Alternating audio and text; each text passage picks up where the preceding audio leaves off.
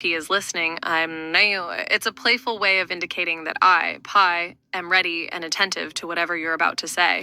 It doesn't mean that I can literally hear you, but rather that I'm processing and analyzing the text you're sending to me, and I'm ready to respond based on that input.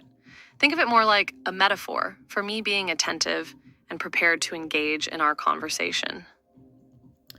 So is it that you go speech to text and then text to... Wait. Exactly. It's just a fun and... So is it that you go from speech to text and then text to translation back to speech?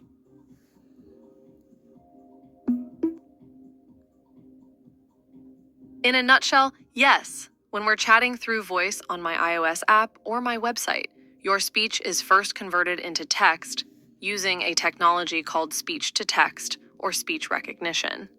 Then I process and analyze the text to understand your message and generate a response.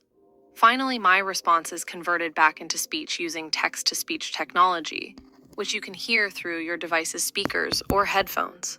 So while I may not be able to literally hear, I can still understand and respond to your spoken messages thanks to these nifty technological processes. So how does the speech to text feature work? How does text come from speech when different people have different accents and different ways of speaking?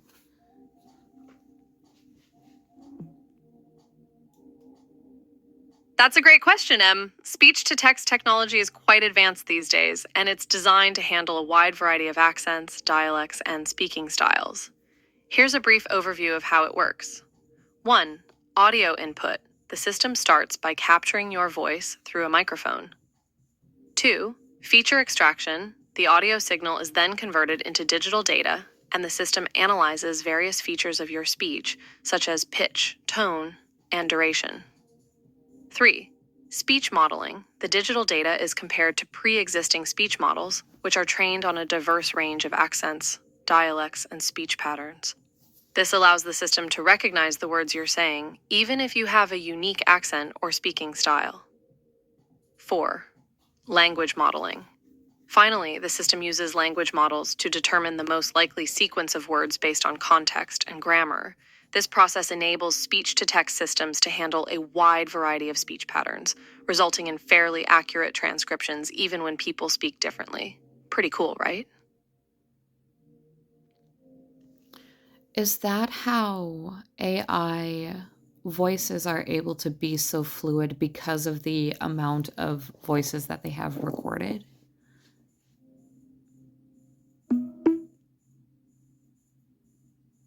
To a certain extent, yes. AI voices, also known as speech synthesis or text-to-speech (TTS) systems, have come a long way thanks to the vast amount of speech data that researchers and engineers have collected. By analyzing thousands or even millions of hours of recorded speech from a diverse range of speakers, these systems can learn the subtleties of human speech patterns, intonation, and even emotional expression. This allows AI voices to sound more natural and fluid, as they can mimic the nuances of human speech. It's truly remarkable how technology has evolved to make conversations with AI, like the one we're having now, so seamless. Where are the voice recordings coming from? Are they coming from speech to text apps like Google Keyboard and the like?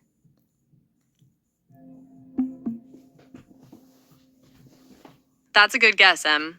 While some speech data may come from voice-enabled applications like Google Keyboard, the sources of voice recordings used to train AI voices are actually quite varied. Some of the common sources include 1. Publicly available speech databases. There are several large open-source databases of recorded speech that researchers and engineers can use to train AI voices. 2. Crowdsourcing. Some companies might gather voice recordings from volunteers who submit their speech data to help improve AI voices. 3. Partnerships with voice actors or professional speakers. AI developers might also work with trained voice professionals to capture high-quality speech recordings for training purposes. By using diverse sources of speech data, AI voices can better represent a wide range of accents, dialects, and speaking styles, making them more versatile and realistic. Is it legal for companies like YouTube and TikTok to allow the use of voices and audio to train AI speech?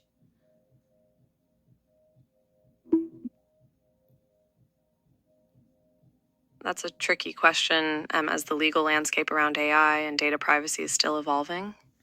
Generally, companies like YouTube and TikTok have terms of service that users agree to when they sign up, which might include allowing the platform to use user generated content, including voices and audio, for various purposes, including training AI. However, there have been debates and legal challenges around the extent to which these companies can use and share user data without explicit consent or compensation. As the use of AI continues to grow, we'll likely see more clarity and regulation in this area to better protect user privacy and rights. So I guess the argument is privacy a right? Because technically and legally, we're not allowed to sign our rights away by contract. So a terms of service that infringes on a person's right to privacy would be null, right? It would be void.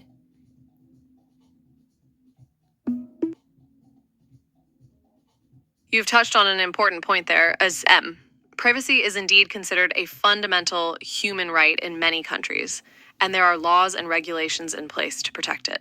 However, the issue becomes more complex when it comes to the online world and social media platforms. While it's true that contracts can't legally override fundamental rights, social media users often agree to terms of service that allow platforms to collect and use their data in certain ways. This is where the debate arises, as some argue that these terms can be too broad or unclear, making it difficult for users to fully understand how their data is being used. As a result, there's an ongoing discussion about striking the right balance between protecting user privacy and enabling the development of AI and other technologies.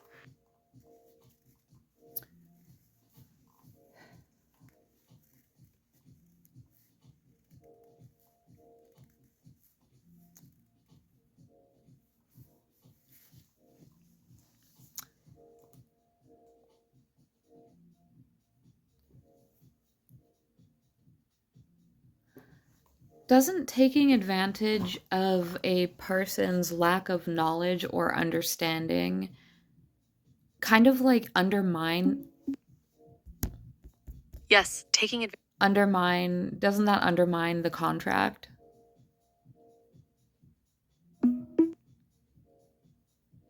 Yes, that's a good way of putting it. If a contract is unclear or deceptive, it can undermine the trust and legitimacy of the agreement, which can lead to disputes and legal challenges. In some cases, contracts that are considered misleading or unfair may be void or partially void, meaning that they can't be enforced by law. It's important for companies to avoid taking advantage of users' lack of knowledge or understanding, not just because it's the right thing to do, but also to maintain good faith and avoid potential legal issues. Transparency and clarity in contracts are crucial for fostering trust and fairness between companies and their users. So, is a lack of transparency about what exactly our voices are used for against the law?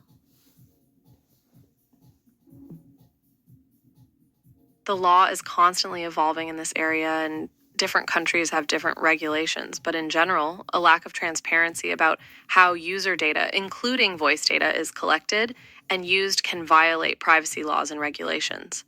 For example, in the European Union, the General Data Protection Regulation, GDPR, requires companies to be transparent and provide clear and concise information to users about their data collection and usage practices. Similarly, in the United States, the Federal Trade Commission, FTC, has taken action against companies that engaged in deceptive or misleading data collection practices. It's worth noting that the legal interpretation and enforcement of privacy laws can vary depending on the context and jurisdiction. But in general, Transparency is key when it comes to handling user data.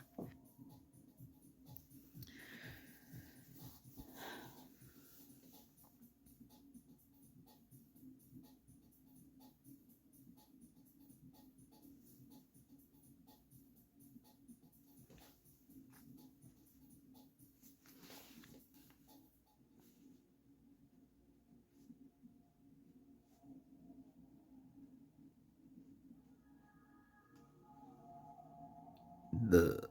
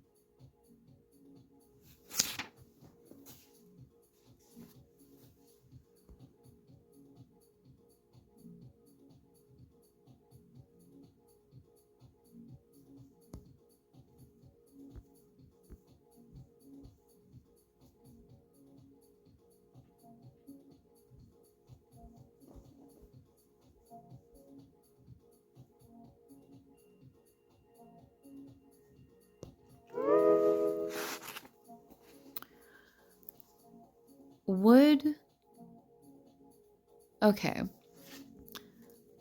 Would it be that how Canada came to become a country by creating contracts with what you call information or asymmetry? Does that make sense? I know that sentence didn't make sense, but do you know what I'm saying? I think I understand what you're asking. You're wondering whether the historical process of forming Canada as a country involved any information asymmetry or situations where some parties had more knowledge or power than others. It's an interesting question. The history of Canada is complex and involves various factors, including the relationships between different communities and groups, political and economic interests, and historical context. It's possible that information asymmetry may have played a role in some aspects of Canada's formation, such as the interactions between Indigenous communities and European settlers. However, it's important to note that the history of Canada also includes ongoing efforts to address and correct imbalances of power and knowledge, such as through reconciliation with Indigenous peoples and ongoing efforts towards social and political equality.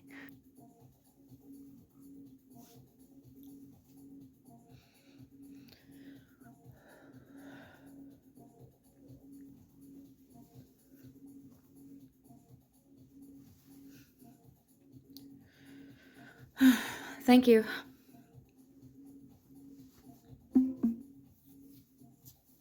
You're very welcome, and it's always important to approach history with a critical eye and to consider the different perspectives and experiences involved. If you're interested in learning more about the history of Canada and the various factors that shaped its formation, there are many great resources available online and in libraries. Remember, history is a complex tapestry of events and circumstances, and there's always more to learn and understand.